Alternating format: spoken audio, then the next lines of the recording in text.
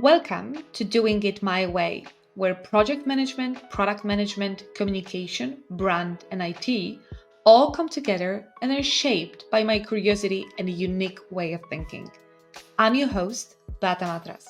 Expect a mix of solo episodes because who doesn't like talking to oneself and engaging conversations with guests because I love connecting with people. Tune in every week to listen to the new episode that awaits you. Hi, Thomas. Thank you for accepting the invitation to be on my podcast. Very much. Thank you for having me, Beata. So, briefly, as an introduction, I will tell our listeners what they can expect from the conversation today. So, in this episode, we will delve into the significance of marketing in product management. We'll introduce basic principles, I would say, of a marketing, discuss the collaboration between product and marketing teams, highlight the distinctions between marketing, sales, branding, and explore Thomas' biweekly newsletter and its content teams, which will be, I think, the most interesting part. So Thomas, can you please introduce yourself? Of course. So originally I'm Lithuanian, studied marketing with psychology in Lancaster University up in the UK. Shortly after, I moved to London to begin my marketing career. Due to mainly chance, I'd say, I ended up in the B2B space, various industries from textiles to procurement, publishing, and now financial services, where I currently work for IG, where I look after the marketing of a prime business targeting institutional financial players for the past 4 years.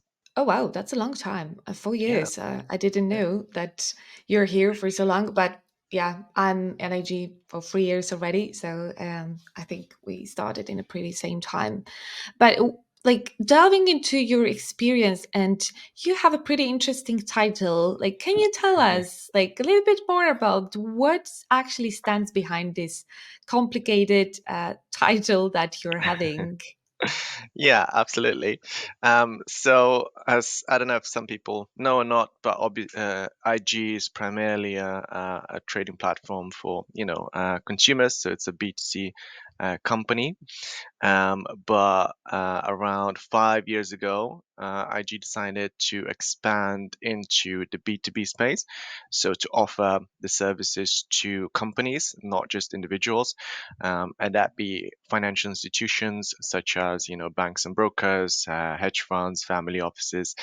That's when they decided to, hire me to support on the B2B side to bring in a bit of B2B expertise, which I had in the past. So that's the institutional bit, essentially meaning that we target companies instead of just individual traders. We target companies. Obviously, global is because my role encompasses a bit more than just, I'm based in the UK, but I cover our key markets, which span not just UK, but also places like Switzerland, South Africa, Australia. So working with our sales teams across the globe, to make sure that we can target this audience as well as we can. Oh, wow. Okay. So that sounds like a broad range of responsibilities and also like a kind of marketing spaces that you're taking care of. So maybe let's delve into the fundamentals. How would you like define marketing? Are there any like foundational principles um, that you as a person and maybe like different professionals from project management, product management field should know, and they are the same across like different, I would say, areas or different countries? Are there any fundamentals? Basically, that's my question. I'd say definitely yes. On a most basic level, marketing is simply the business function of promoting and selling products and services. That's the most basic definition you can find anywhere. Um, I might, I don't know if I'm expanding a bit too much, but I'd say the overall scope of marketing, fluctuated quite a bit and changed over the years. If you think about the 20th century when marketing was or advertising as we know today was born and shaped. The role of marketing function was very different. I don't know if you know the series Mad Men. Um, Yeah, I know. I watched it, although I don't remember the topic very well, but I remember it was kind of weird, wild, and scary in the same time. I agree with that description. But basically, the main person there, he's in the advertising industry. I think it's like 60s, 50s, 60s, 70s, around that time. And it's basically the what people say was the golden era of advertising. With people such as David Ogilvy and like Leo Burnett, the Saatchi and Saatchi brothers. They defined advertising as it was, up until now. Their ideas, they're still looked back into and studied in universities, because it was the kind of the golden era of creativity where all these amazing advertising campaigns came from. And following that, you had a bit of an era of branding where companies like Unilever and Procter and Gamble, they had all these companies within them. They were a collection of brands, and they really defined branding as we know today. And I think we can cover branding a bit later.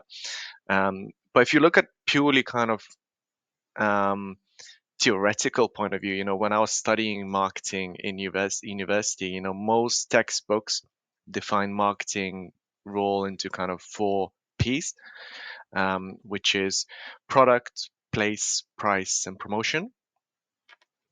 Um, so very much so, product is has been key, to marketing, and it's highly interlinked for it's been ages. Um, Marketing has always been the voice of the customer within the business. It's closest to any client, and our job is to know the customer. So if you think from that perspective, any product development, needs to understand customer needs. It needs to understand what they like, what pain points they might have in their life, and how our product might help solve them. And marketing can hopefully greatly help in those conversations. um, so I think that's why it's so interlinked, product, and marketing is very much interlinked. And you have even roles of product marketing, which are very important in many companies today. um, and yeah, I feel like there's definitely been changes to what marketing is and what it means. I think nowadays it's a lot more about promotions, it's a lot more about advertising. But I think there's definitely a lot that marketing can contribute in terms of product as well as price, and place as well. Okay, so I wanted to delve into these four pieces. So to sum up, we have product, price, place, and promotion. These are the Exactly. four pieces of the marketing. Um, for the product, I kind of understand that. Yeah, it's the value for the client. Yeah, it's let's say the output of is the output that should bring the value to the client, that should bring the outcome in, for example, like change of the user behavior, and in the longer term make an impact on the business. But what about the place and the price? What are these things actually? Because for Yeah, promotion, um, I also kind of understand that it's, yeah, if you have a product, then you need to promote it because it has to earn money and make the business impact. exactly. Yes. But the price and the place. Yeah, so I think that's good questions, and definitely ones that I think marketing has lost a bit touch on. But if you think about price, if you think about any kind of consumer good, let's say, a shampoo bottle, what some companies do is when they start creating these products, what they do is they look at the cost. What's ultimately the cost of producing one shampoo bottle, and they'll devise it as, I don't know, £1, for example, and then they'll just add a little bit of extra, let's say 20p. So, and as their profit or kind of margin, to make this, a successful business, and they say, okay, let's charge £1.20 to the customer. That's the very kind of, I would say, almost backwards way of the looking at price. What marketing has done through the years is looked at, um, price, as a value to customer. What would a customer value that shampoo bottle at? You know, looking at that. So it could be that they might say, "Oh, I'd be willing to pay, £3 for it." Like, that's the value that I am willing to attribute to the shampoo bottle. So it's very different from looking at costs. It's very different from looking at, what's our revenue and what do we need to break even. You obviously need to look at that. Finance will always look at the cost and how much everything costs to produce, but then you look at the value of, what would the product, give to the customer, and you kind of meet in the middle, to define that price. So when marketing, joins those conversations, I think it can definitely bring that value to, consideration, and think at a price as a very different construct to just looking at costs and making sure we cover that. To sum up a little bit, so I Yeah, see the product is the output, the price is the value, to price. Well, simplify price it. is, in a way, yes. It's the value that it gives to the consumer. Okay. And place? And places where it's accessible, right? So where are you going to sell it? And it could be in, for a consumer good like a shampoo bottle, you could just look at, which stores do we want to, sell it at. But if you're a service such as, I don't know, Salesforce, how do you define where you sell it? So it could be your website, it could be, a global workforce that you need to kind of sell to. And if you want to sell in, I don't know, in Australia, you might need salespeople there to sell that product. So place is all about, where you sell it, and the availability of, if I was a consumer in Australia and I wanted this, um, Beata's shampoo bottle, can I buy it? And frankly, most of the time, the answer might be not. Even if they really want it, it needs to be accessible for them to buy it, um, to be able to, sell your products to whoever people that you need. Okay, so I would sum it up as the place would be, for me at least, the kind of the group of users and also their environment that we want to sell the product to. It sounds to me like that. Like if I translate it a little bit into product management world or product management principles, I would say. But yeah, I think I understand it because it's also the channels, yeah, how Yep. you sell it. Yeah, you said How the you sell it. website, for example. Okay. So yeah, marketing appears from what you said to involve understanding customer needs, behaviors, and there is like this crucial piece of gathering feedback, which is also crucial in product management because we need to know as product managers our users. So do you know, or do you have any ideas how can the realms of marketing and product collaborate in collecting and analyzing this kind of customer behaviors, customers' insights? Yeah, absolutely. Yeah. I think as you mentioned, product needs to understand how people use it. And I think marketing definitely is also, um, at the very core of it, you need to understand customer needs and behaviors. To be a good marketer, you need to, uh, be able to understand the pain points of the customer. What's the challenges they're having, and how is our product currently solving that. I think that's very close to the way, you look at it as well from product perspective, right? Um, so I think those two are they're very interlinked. I think that's where marketing and product collaborate, working together to define, okay, what do our customers care about, what's keeping them up at night, and how our products might help solve that. Yeah, definitely.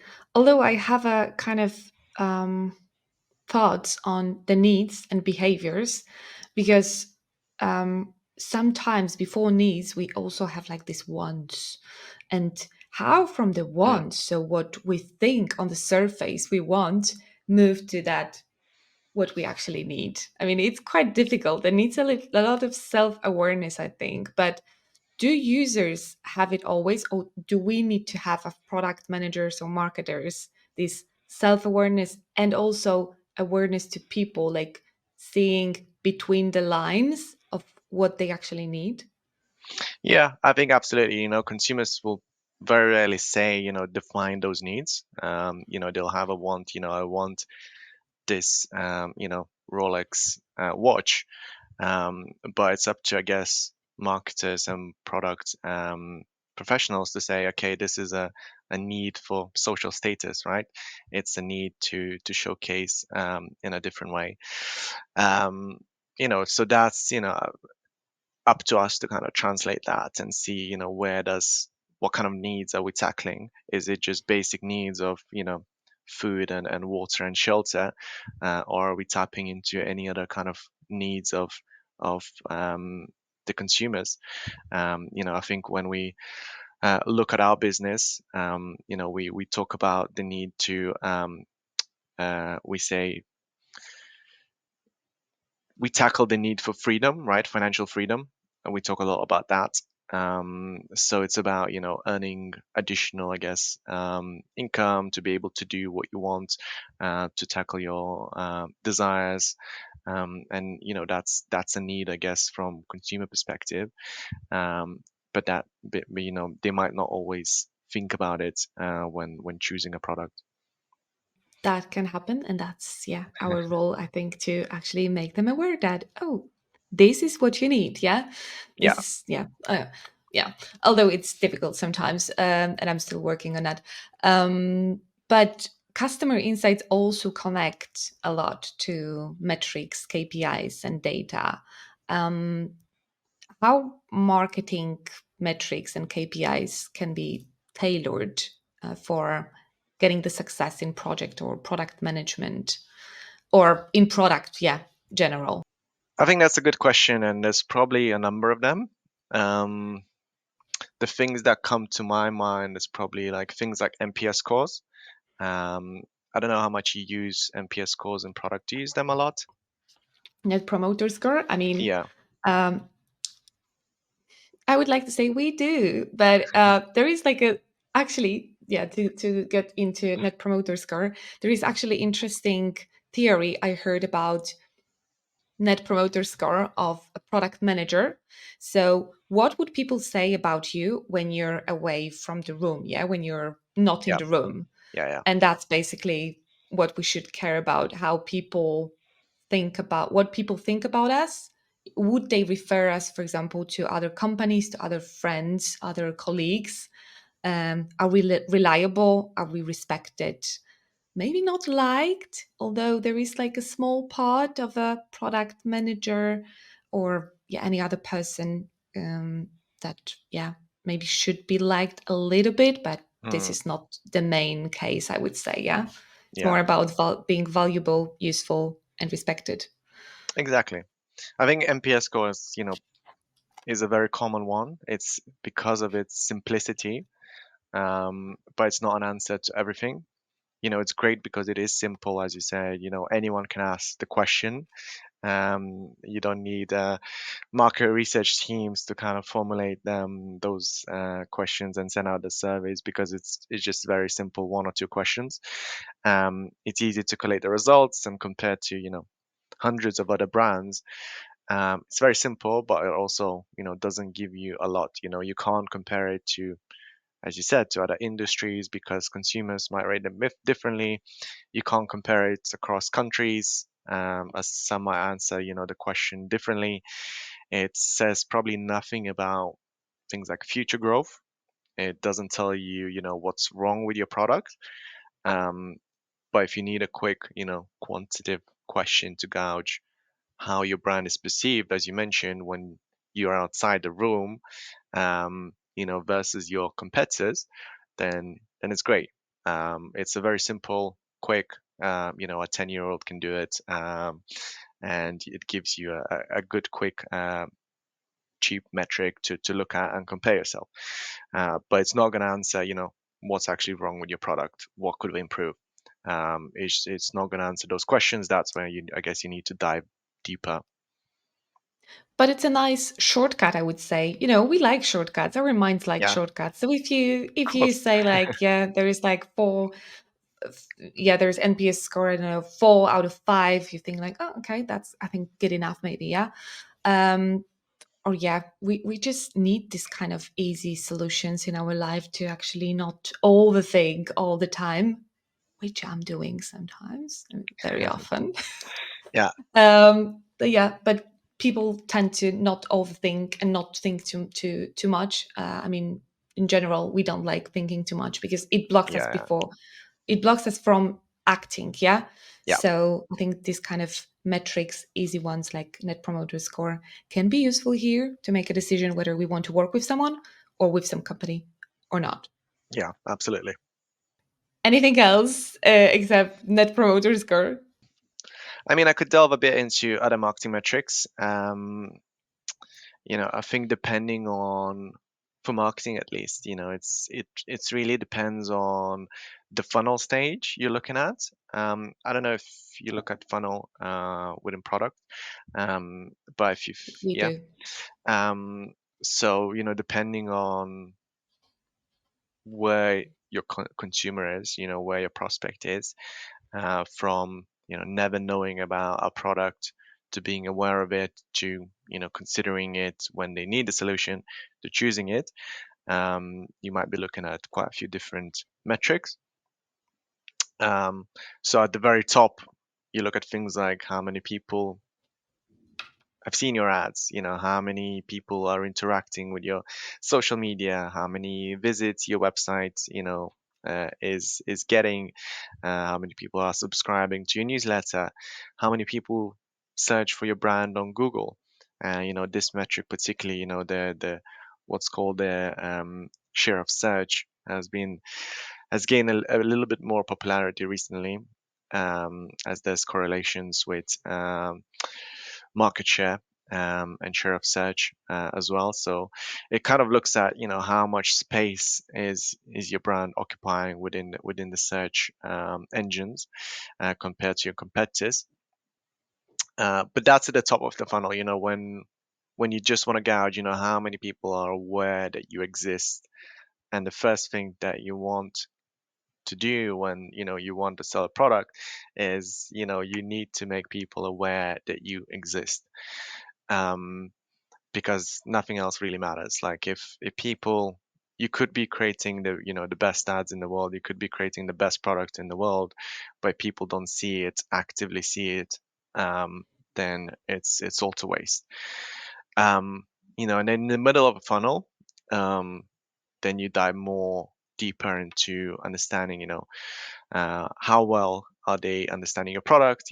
Perhaps that's through webinars, podcasts you create, how many downloads you guys are getting on your product, how many clicks on your emails, how many people reach out to email, phone.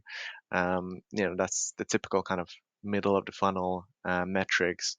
And then you obviously look at purchase as the kind of final one, before diving into any client retention metrics, returning customers, loyalty programs, all that kind of stuff, cross sell, post purchase. I think that's where kind of NPS would also fall into.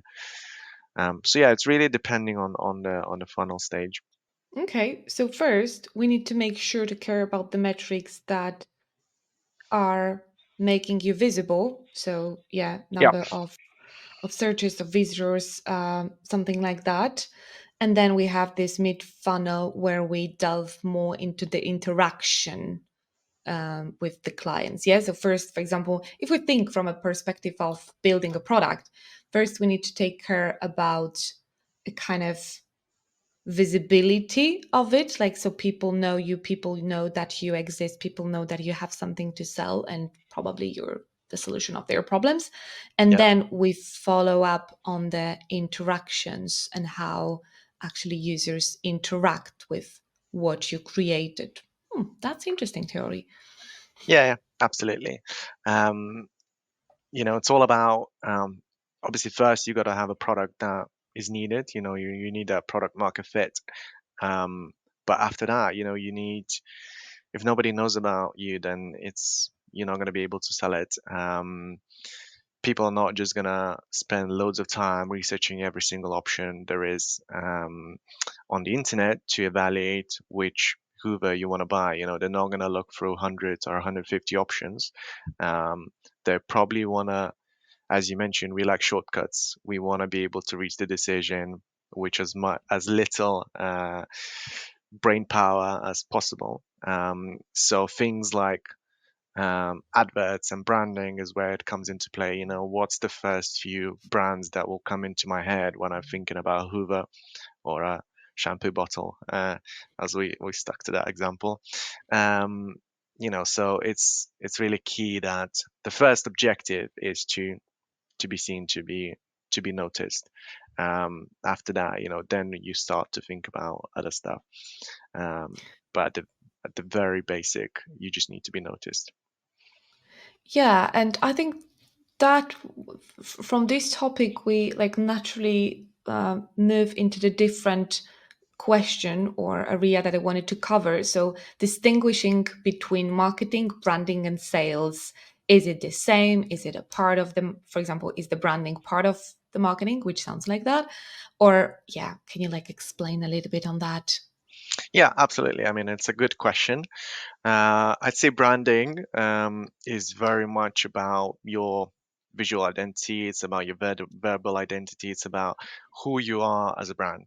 So it can include things like logos, colors, and obviously that's all the things that are visible to the outside consumer. But it's also things like your tone of voice. It's things like what do you want the consumer to think and feel when they see your brand? Do you want them to, be energized? Do you want them to feel happy? Do you want them to think more? What's at the core of your brand? And sometimes, well, the best brand is when it closely aligns with when a company was born, and you have startup founders who very much instill a certain kind of characteristic to the brand, um, and you want to align that to what the brand stands for and your vision, your purpose. That's where all the things branding come to life. Marketing is different because um, that marketing is mostly about doing everything to promote and sell that brand, that product. So what you're going to use, the we talked about the 4 Ps. So you think about the promotions, the ads. You think about the price and the place where you're going to sell it. That's when marketing is a bit different from branding. Branding is more about identity. Marketing is more about how we're going to sell that product to the market. And then you have sales, which is focused on selling the product to communicating and explaining the benefits of that product to the end consumer, usually in a more conversational kind of relationship kind of style. And it can be in B2B particularly. You have marketing as a kind of the first step, and then it's passed on to sales as the next step to close down the deal. Okay, again, I like to simplify things. So, a brand is basically a promise that we're giving to a future customer, future client. Then, marketing thinks how to turn that promise into action, I would say, into actually placing that promise into the life of a customer. And sales is about maintaining, building the relationship between, yeah, the business Mm, and the customer. Not sure if I that like that. I like that. I fits mean, well. branding, I look more as a identity, maybe. It's Mm-hmm. your what's your identity, who you are as a brand. Um, Marketing is then, as you mentioned, making that into, action. I agree with that. It's all about selling that identity. And then, yeah, I think I agree on the sales as well. It's about relationships and making sure that it fits to what the client needs. Yeah, well, I like how we simplified it. I hope the listeners will also like find it useful. So I think if we touch more on the branding space and also like maybe marketing and selling, social media platforms. This is, I think, the basic space right now for brands, for products to be sold, to build the relationship. To yeah, social medias are used for, I think, everything. Mostly about making awareness that something exists, so enhancing the visibility.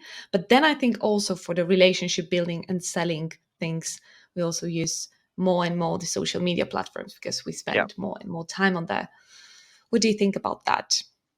No, I fully agree. I feel like social media has quite a few different use cases. You mentioned about awareness, but I think even if you think about from for your audience, from product professionals, you can even use social media to scan for product ideas. There's tools that do social listening. You can, and if loads of people are talking about an X problem, that means there's a need for a solution. So even if you're kind of brainstorming for product development or new ideas, I feel like social definitely can play a part in that, where tools would literally scan loads of different platforms to figure out what's happening, what are people talking about. Then once you have a few ideas, you can use social media for survey purposes. Check how that product is viable. Is it viable? Are people excited about it? You probably still want to get some interviews and qualitative studies, but as a cheap method, quick and very I'd say reactive. You can do a survey on LinkedIn or Twitter within 5 minutes and then have answers in an hour, knowing if that might work or not. Are people excited about what you might be creating? And then, as you mentioned, once you have a product, of course, visibility is key. So the more visible you are, the more demand you'll have if there is a product market fit. So social media is great for that, as well as relationship building, as you mentioned. Yeah, although what I'm thinking about is how sometimes difficult is to understand the algorithm behind the social media Yeah, platforms. You don't make that relationship, or you don't work on your visibility without the rules that are set by the algorithm, by the companies that run social media platforms. And you have to deal with it. I mean, yeah. yeah, I think better idea of actually building a relationship, long-term relationship, might be a newsletter that you actually are using. Yeah, I didn't want it to move to the part of the with the newsletter, but well, it happened somehow. It happens. um yeah, but maybe we stay within the field of kind of strategies for leveraging social media in effective product communication and promotion, or yeah, the newsletter piece later on, Hmm. how we can use that also, because it's also the kind of strategy in the channel. Yeah. I mean, there is, yeah. Strategies to use kind of social media. I think a lot of people are thinking about that, and even people outside marketing, they're definitely keen to make sure that we are on the channels that everybody's talking about. Um, I might go a bit rogue with this answer, but my biggest advice is kind of here would be to look at, social media as simply one of the channels. It is one of the many channels, many channels that you can use to reach your customers. Um, the most important thing is to do the strategic work before you choose your channels. You look at what are my objectives? Who am I advertising to? You know, what message do I want to send to that audience? What is my budget? Once you know this, I want to reach this audience with this message and achieve these objectives with this amount of budget, then you can say what channel would work best to achieve all of that. And it might be the case that it is social media, and that's amazing. Um, but quite often, more often than not, it might not be the case. Um, you know, you have quite often business leaders come to marketing and be like, "What are we doing for TikTok?" And that's it's all great, but if your audience is not there, then there's no point to do TikTok. If TikTok is not great to achieve the objectives you want to send the right kind of message to your audience, then we shouldn't be doing it. It should be a strategic choice. But if you start with a channel, if you start with saying, okay, we must do Facebook, let's find a way to do it, then it's a very backwards way. It's not gonna result in what you want to achieve. So I feel like it definitely start with strategy. Figure out, what you want to do, what kind of message you want to send, what budget do you have, and then if TikTok is the best way to do it, then yeah, absolutely. Um, but most often than not, it's not going to be the answer. Wow. Okay, that changed my thinking about yeah, that changed my thinking about doing things on different platforms because yeah, because of this podcast I obviously do use Instagram. I'm experimenting with TikTok, which is like a black magic for me. Um yeah, LinkedIn definitely. I do not like using this professional space, I would say. But on the other hand, I see the audience for example, this podcast is there. Yeah. So I definitely need to learn more about that. Yeah, and it's sometimes about, I think, doing the things we don't like, but we just have to because that will be in the long term better for us. Yeah, good for us. Um, that staying in the topic of marketing. Um, yeah, how do you, because a lot of things is changing. Yeah, we have a new platforms, channels. Yeah, we have TikTok, we have Threads. There is like all the time something going on, something Yeah. new coming up. How do you in this dynamic field of digital marketing stay updated with the latest trends or innovations? How do you do that? I mean, it's tough, as you mentioned. There's a bit of a information overload. You can Google a topic and get a set of results, and then you can Google the opposite, and you'll get just as many answers on the opposite of the argument. Um, so it is a bit tough. Um, staying kind of curious and up to date with, latest insights is quite, I think, important nowadays. So I think it's about, immersing yourself into the world you're into. And I assume, the listeners of this podcast are already in that category.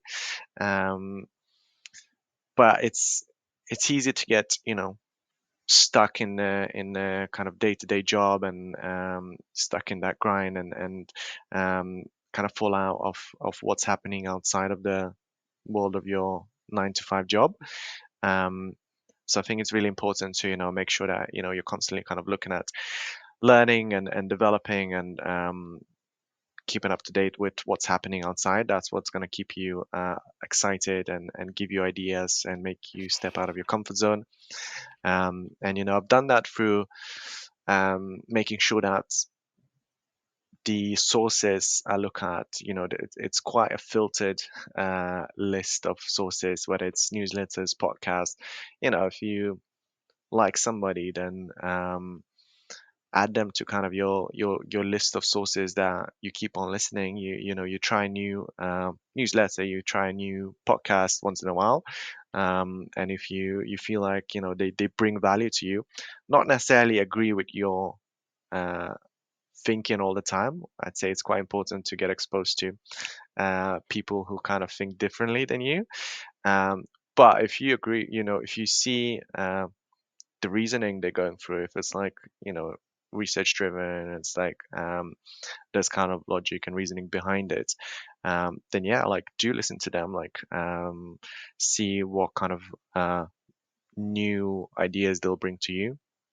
And eventually, you'll have a list of sources that is a very curated and good list, of sources, even for my LinkedIn, because I'm kind of interacting with a set number of, I would say, what you say, voices in there that I trust and kind of feel like they bring value to me.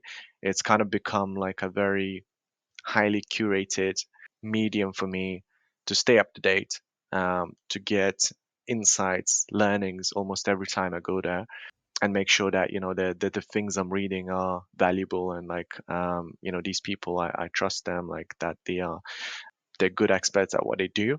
But even then, like even if you trust them, like make sure that you do your own research and make sure that you validate whatever is it you're reading. So that was kind of a long answer. Sorry. Yeah, no problem. And I agree with the part that it's good to expose yourself from time to time.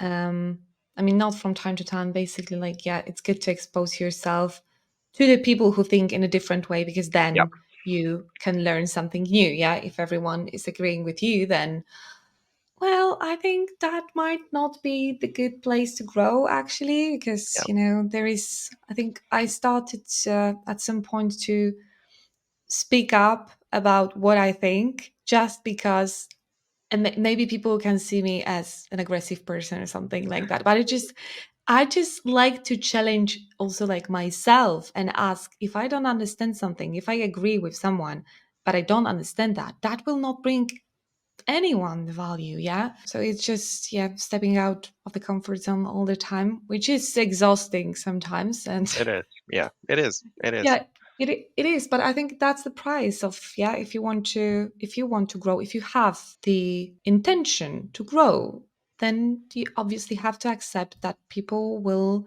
be tired with you sometimes. They will not like you. They will just be overwhelmed, definitely, with your questions and with maybe your personality, but, well, who cares? Yeah. Yeah, exactly. I agree. I agree. On the more personal note, because you said, like, you sometimes are, like, immersing yourself into the world, or we should immerse um, ourselves into the world of the area we're interested in. And it sounds like you're, like, marketing, so what you're doing is also your passion. I mean, we Mhm. talked about it. I know that your passion is marketing. So how you, like, integrate it with your day-to-day role as a marketer in a, big corporation, and the hobby, or, like, extra job, actually, that you're doing with, yeah, curating the newsletter. How do you integrate it, or how do you have enough time to actually balance that with also the need of, yeah, I need to rest sometimes. Yeah, you definitely need to rest. Yeah, I mean it's a very good question. As you mentioned, like we should be curious, we should be looking to improve, we should be looking to grow. So I've always wanted to do that. I've always wanted to stay up to date and like keep on learning. So regardless if I was doing the newsletter or not, I feel like I'd always be curious to expose myself and keep up to date with what's happening in marketing. What's the latest, discussion points? What's the latest drama? What's the latest things happening? Research. What's the Christmas ads? Coming out recently. What do people think? Like, what are they performing well? Like the discussion within marketing. You do want to be up to date with that. So regardless if I was doing a newsletter or not, I feel like, I'd do my best to stay on top of that. But it can be, a bit time consuming as well. You want to make sure that you're balancing it. And sometimes, I do a worse job, sometimes a better job. I definitely do not a great job at giving myself rest. And I'm I definitely know trying that. to, yeah, I'm trying to improve on that. That's definitely something, one of my learnings. This year at least, to give a bit more, that time to wind down and make sure, you're more present and not pushing yourself to the kind of limits. So I think that's definitely important and key to kind of everyone. So still learning, always learning on that as well. So yeah, okay. So you're on a journey to learn how to rest, how to take care Yeah. of yourself. Me too. I have to admit that it's not always easy. I mean, a kind of thing I realized because I have the values listed, and I realized recently that oops, I think that my values either changed or I reprioritized them because I had health as a first value in my on my list, but I think that's not the case anymore. I mean, I care about health by eating healthy, exercising, and yeah, exposing myself to the things that I don't like to, but I have to do because it will bring me in a long term much more value than yeah, sitting on the sofa and watching Netflix, which I also like doing sometimes. Yeah. But yeah, but I kind of realized that even if we don't have a health as a kind of on the top of my list, this is like still the fundamentals that I have to take care about. Um, And every time that I'm overstretching myself, I feel it first in my body, and then there is like a signal to um, me that okay, you have to come back to yourself. You have to slow down a little bit. You have to change something, or at least make the systems easier so you can eat better, sleep more, and yeah, exercise. Even like this 15 minutes a day, it's just enough because that's the foundation that lets me um yeah do this podcast, for example. Yeah, as a creators, you know that we need a lot of time and energy for actually doing something extra outside of our 9 to 5 job. it's fully agree. Like I feel like we sometimes get involved in these ideas and like things we want to do, and then like, but we forget that we have I feel like a fundamental responsibility to our bodies to take care of them, and we just forget sometimes that. But as we all learn, and we all kind of learn that in the process, that it's important to first and foremost to take care of ourselves and our body and our mind as well. We need to take care of our mind, not just our body.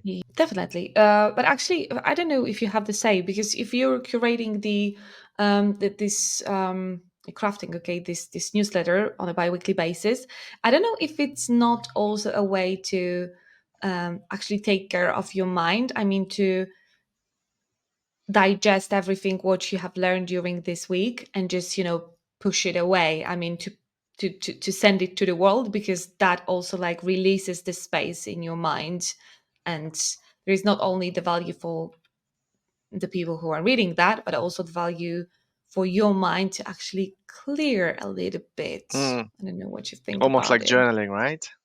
Yeah, a little bit like that. In a way, yes. I mean, I'd say, the reason I kind of started that newsletter, it was, I remember, learning that the best way to learn something is to teach somebody else, right? So that was kind of my way into learning something. I think I started first with some articles. When I was a few years back, I wanted to keep improving every day so I don't fall behind. So I would pick a topic, um, dive deep into it, and write an article. I think I wrote one of the first ones in like 2016 or something. And I delved into different topics such as creativity, esports, data, even COVID. But I remember starting a habit where at the end of each day I would write down one thing I learned that day. Um, and it could be anything. But it had to be something new I learned that day. And I did that religiously, even if I came back home from a few after having a few drinks with colleagues or friends and I'm there half drunk, I'd still take my pen and scribble one thing into that notebook.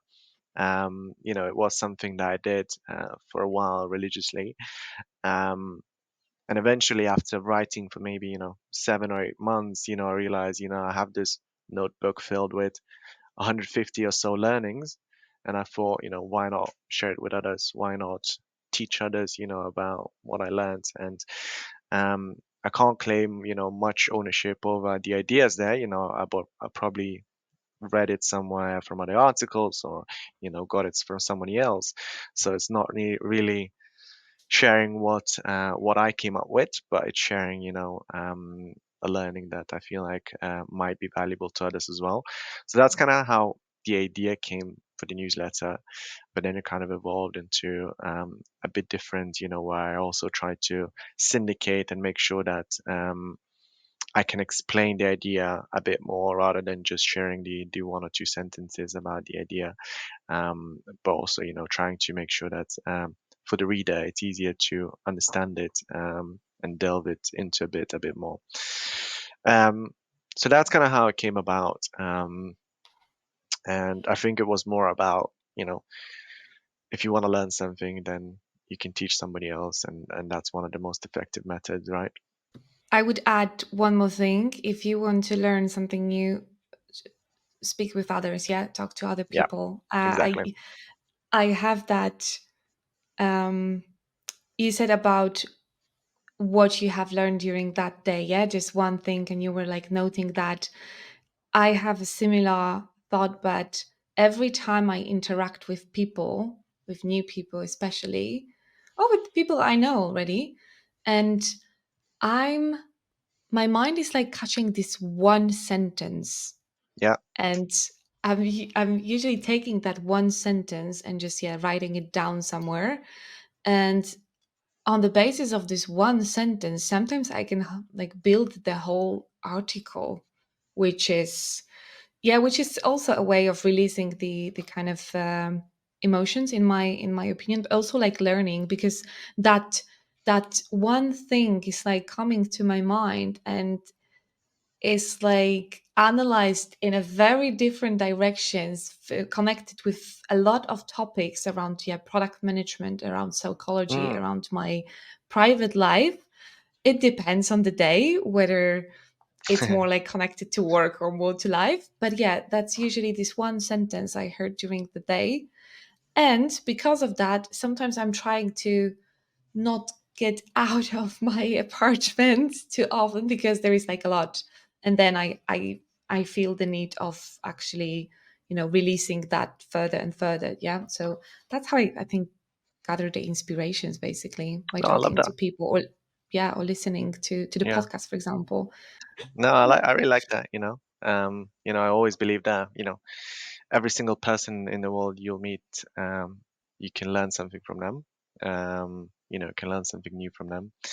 Um, but I like the idea, you pick a sentence or an idea, and then the way to learn is to try to figure out yourself what that means. And as you mentioned, you kind of connect ideas in your mind and figure out, how to develop it. And I think that's a really good way to kind of learn it and make sure that you're kind of taking it in, and you also express yourself what's your thinking behind it.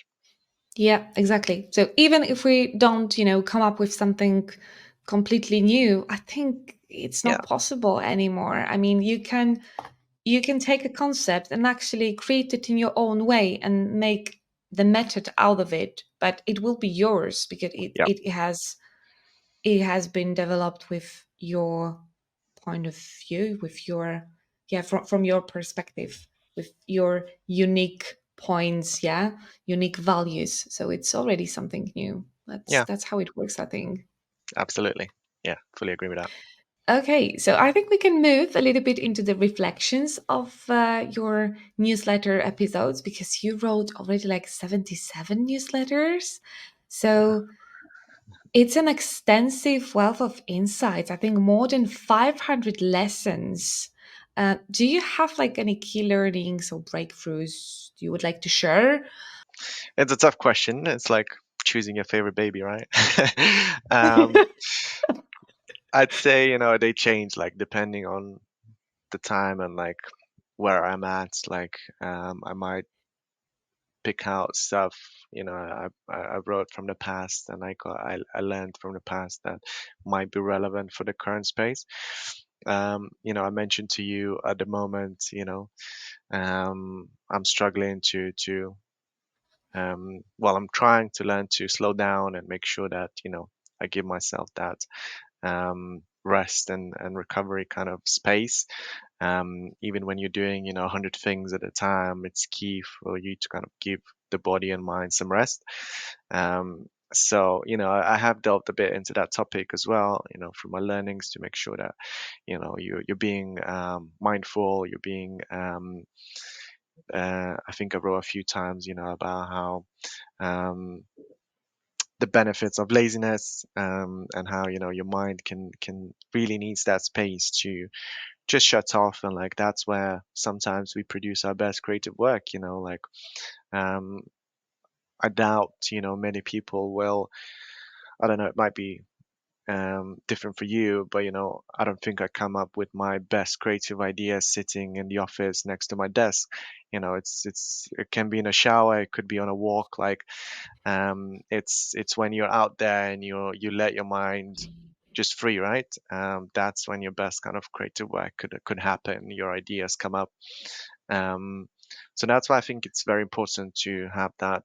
Making sure that you give that space for your mind to go through whatever you've information you've added, but also to rest. The mind needs that rest space. Breathing is important. Being mindful, being present. It probably a bit sounds cliche, but I feel like that's we don't do that enough nowadays.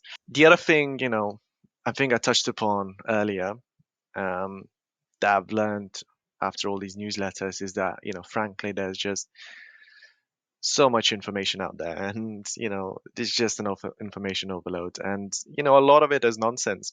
um One media will give you one way of looking at things, then you look somewhere else and it's completely different viewpoint, the opposite viewpoint. And both have arguments. So we are at a time when now even AI is creating all the articles possible in the world. We are at a space where it is a bit trickier to find kind of, I don't want to say the truth, but like the kind of um the correct way, or like the way that kind of you would agree with and works with you and your body. I feel like there's just so much out there. So my learning was that expose yourself, as we said, to different viewpoints. Don't take anyone's word for it until you trust them as a valuable source. But verify it. See if what's the research behind it. Do others agree with it? Don't trust what I said, today. See if it's actually true or not. Go out there and um, make your own kind of arguments for it. So I think that's kind of what I'm learning. Okay. And I have a kind of another perspective to it because I don't think there is like any truth. I mean, Yeah, there can be only like your truth. So the basic of finding your truth is basically trusting yourself first, yeah? And then you can kind of feel and see what's there for you, what you agree with, what you don't agree with. You can challenge yourself, but at the end, you have to like choose the truth for yourself, not for anyone's else sake or because the guru says like that. Okay, there are yeah, obviously like yeah, some techniques or tools, but again, these frameworks and tools and techniques, either in marketing or product management, they were created by someone. So these are their truths. These are their tools and you can adjust it to yourself and your needs. And I think that's what I have learned so far. Absolutely. No, I fully agree with that. But coming back to insights, I found like a few interesting ideas that I would like to discuss with you. And Hmm. actually, maybe you will explain to me what does it mean, or yeah, do you still agree with that? And the first one, this is from the previous newsletter episode. Do you want to be helped, heard, or hugged right now? So, a simple framework for responding to people you care about, what they want, what they need in the current moment. And that was so simple, but so powerful. I truly Yeah. love it. Yeah, I love that one as well. I don't know about you, but even I struggle to, sometimes somebody comes to you and you're like, you're not sure what to do. Like, they come to you, vulnerable. They want to share stuff, and like you want naturally you want to be there for them. You want to give yourself, give them all the support and be there for them as best as you could. Um, but sometimes we just choose, something that they might not need. Like if we jump into giving them advice to, hey, you should try this, that's sometimes not what they need. Sometimes you just need to be, a simple hug might do wonders, or just being there to listen to them is all they need. So I think there's two kind of benefits to it. First, um, you are kind of doing what would be best for the person, if you ask that question. But also, if you ask that question, it also makes them think, hey, what do I need at this point, um, and it makes them appreciate the fact that you are trying your best to support them in that moment. We said whether it's personal or kind of work situation, you can still apply it kind of in various scenarios. Um, but it makes them kind of think about, okay, what do I need right now? Do I want to be helped right now, or do I just want to be heard? And like, there's no right or wrong. Like, it's up to the person to decide. Like, hey, now I just want to be heard. Maybe I need all three. Maybe I want to be hugged, heard, and helped. And that should be absolutely fine. So I do love that framework. I do like that. Yeah, but I would like to also look at this from the other perspective to actually admit that it's our responsibility to define, do we need help, do we Yeah. need to be heard right now, or do we need just simply a hug, yeah, from the other person. So we can also like use it for ourselves. So do not wait for the person coming to you and asking about a specific need that you have, but thinking about what I need right now. And that's also like kind of our responsibility as adults, I would say. Yeah. And I was like wondering if that would be useful in business, or how to like translate it into the business world. But sometimes, yeah, like stakeholders, yeah, they are coming to us and they are coming with, I don't know, the request or the work to be done. And sometimes they just want something, yeah, to be done as they want, but sometimes they just have a problem they are not aware of. So are you coming with, yeah, a problem? Are you coming with the solution to be implemented, or are you just coming because you have a kind of, these KPIs and everything, and you are Mm. lost, so you need help? Yeah, and that's all. Maybe better not to hug stakeholders.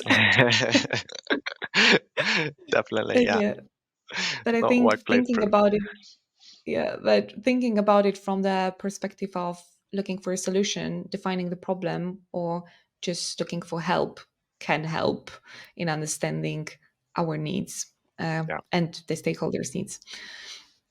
Yeah. The other thing was the proof you can do hard thing is one of the most powerful gifts you can give yourself. And I agree 100%. What hard things are you doing, Thomas? Good question. Not enough, clearly. I mean, I like that. I like that quote you mentioned. It's like we learn when we step outside our comfort zone, right? We learn the most when we are out of our comfort zone, and like we grow. And there's once we achieve something hard, it's that feeling that you can do it. Um, you can achieve that. I think it's very exhilarating feeling. Like it makes you feel really powerful. I th- I feel like I heard a quote recently. It was something like I should have looked it up. Something like the difference between somebody who does achieve something and doesn't achieve something is just doing it or believing it. If it can be imagined, then it can be done. The only difference, the only obstacle between that is ourselves. We are the biggest obstacle to anything we do. I agree. Yeah, I can talk about it for hours about self-sabotage and being our biggest opponent. But I have to say that yeah, like this doing hard things is really powerful. For example, I started with ice swimming at some point. I Hmm. mean, every winter I tried it, and I actually yeah, I did it like a few times, during the season and so on. But right now, I'm committing myself every day to take a cold shower, even if it's freezing and I don't feel good and I didn't have enough sleep. I'm still like finishing my shower with this cold water. Yeah. And that actually, this is, I don't like it. I have to admit, I hate it sometimes, but I just think it's, you know, proving yourself that if you are ready to actually use that cold shower and put yourself in a discomfort, just do one small thing in the beginning of the day, then making things during the day is just easier for me. I mean, because there's nothing worse than a cold shower in the morning, like honestly. Yeah, but it's like it tells your mind, like that you can do these things. It tells our minds want to go into comfort, into warmth. They want the easy things. They want all their sugary and fat foods. They want warmth. They want be in bed all day. Um, but it's by you doing that cold shower, you're saying, "Hey, no." To the reptilian brain, you're saying, "Hey, I'm gonna do this. I'm not gonna listen to you. The desire to go back to bed into the warmth. I'm gonna do this." And like, it shows, that you have control over that brain. Definitely. There is one more thing that I don't have control over, but I'm going to work on that and I'm not going to share it yet. As soon as I will solve it, then maybe I'll share how I Okay. did it. But for now, nope. Um, yeah, another thing is to be yourself fully is to open to the free flow of love and thus to power. I have no idea what does it mean. The way I kind of interpret it is more about, well, firstly, starting with self-love, firstly, which we know is very important and something that I need to work better on as well. Um, so starting with self-love, it's a lot easier to spread that love with others and share it with others as well. Um, to be able to open yourself to vulnerabilities and being vulnerable to others is where that kind of spread of of goodness and love kind of comes around, um, and I think that's powerful. You know, Yeah, but I think self love is not coming that easy. I mean, I um, agree. coming back to the hard topic, to the hard things topic, it's actually because people can think like she's crazy, like she's taking cold showers just to prove herself that she can do something discomforting during, the morning, and then her day becomes like more productive or whatever. That's crazy. No, that's actually a kind of self love that I'm giving to myself. Because mm, if it's the same with food. Yeah, I don't eat lactose, I don't eat gluten, but it's not because I don't like pizza or I don't like burgers. It's because I value my body and I value my mind. And actually, I saw that lactose is not good for my body and for my mind in the long term. I saw the same tendency with gluten. So that's a way of being a good parent to myself, being a good parent to myself, and mm. taking care of what I should eat, not what I want to eat, yeah, to Yeah, feel yeah, better in a long term. It's like with kids sometimes. They would like to eat chocolates and sweets all the time, yeah, but parents are going to give them like vegetables barns, yeah, they should do that yeah, yeah. because that's healthy for them, that's better for them in the long term, that will give them more energy, more power to grow, to develop their passions and so on. So that's how I kind of see this self-love. It's not always easy. It's difficult, it's challenging, but at the Mm. end it's true. But it's worth it, right? Like you mentioned, like those cold showers probably makes you feel worth it doing it because, like, if it didn't, you probably wouldn't do it, right? Yeah, So I feel like, these things are hard, but at the end of the day, they make us feel fulfilled, and like that's what we want to do. yeah, fulfilled and alive. Yeah, Yeah. I would say this kind of Well, um if things. if a jump in a ice lake doesn't make you feel alive, then I don't know what will. Yeah, yeah, that's it. After after 1 minute you stop feeling anything. So yeah, it's just okay. But the first entrance is I think the biggest shock, and then you're like, oh, okay, I can stay here for 3 4 5 minutes, or I can even like swim. Yeah, but it's then you like feel better, you feel like mentally better and Mm, just more healthy, I think, at the longer term, and more powerful. I think the most important thing for me is to actually feel more mentally powerful by yeah. doing these things. It's like Arnold Schwarzenegger. Yeah, I think he was amazed by how the human mind can actually, and the human and all, can change their bodies. Yeah, by daily activities, and that was okay. Like a lot of work and commitment and time that he put into becoming, yeah, one of the greatest bodybuilders Mm, of their of yeah, of the certain years or age. Yeah, but it's again commitment, self-discipline, doing the things that are not always nice, yeah, yeah. doing the hard things. But I'll end up here because yeah, I can talk hours about that. So do you have anything about your newsletter that you would like to mention, so we can, like, I think, close our conversation today? Nothing specific, at the end of the day, it's all about learning, so keep on learning, keep on improving. I think that's key to everyone. But I think what we discussed, give yourself um the break, and like make sure you take care of yourself, not just body but the mind as well. Um and self-love.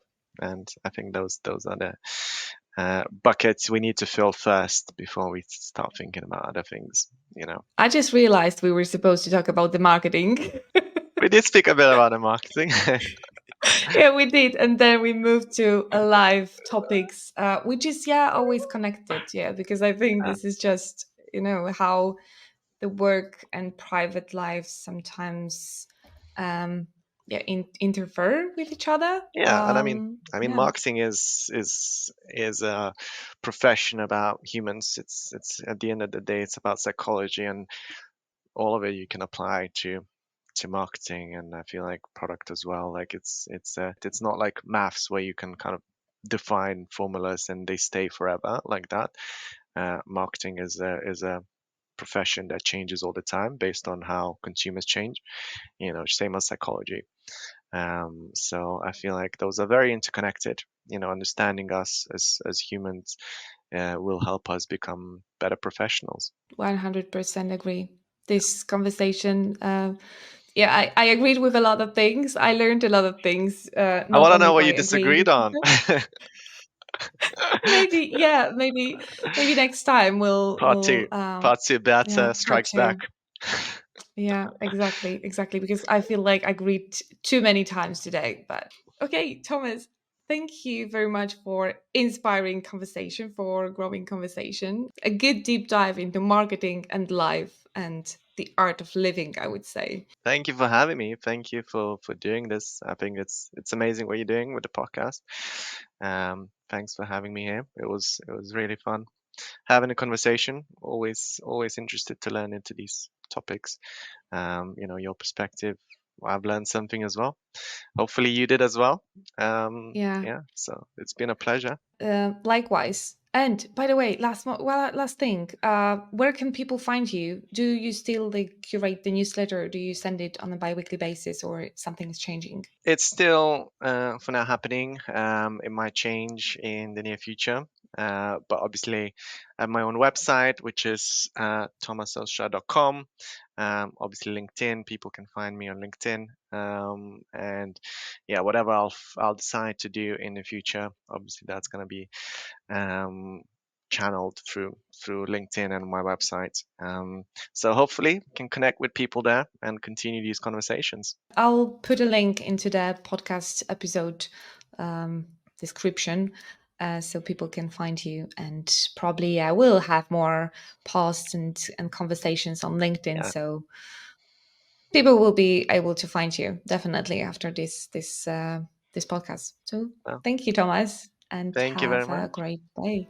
Thank you. Cheers. Thanks, Beata. Thanks for joining me on another episode of Doing It My Way.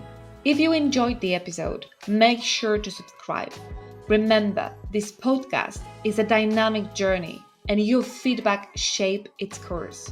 Connect with me on social media. I'd love to hear your thoughts, questions, and topic suggestions. And stay tuned for upcoming episodes.